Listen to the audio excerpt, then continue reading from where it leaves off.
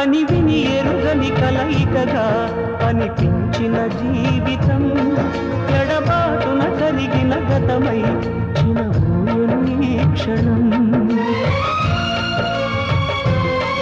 విషజ్వాలలు విసిరిన అహమే మసి చేసెను కాపురం.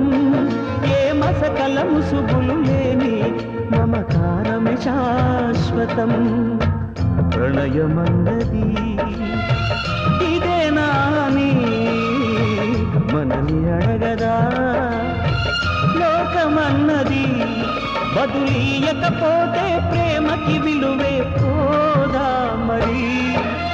జాబిలమ్మ ఆగవమ్మ ఆలకించమదిలో మాట రేగిపోయే మూగ ప్రేమ విన్నవించే ఎదకోట అమావాస్యకే బలై మన కథ.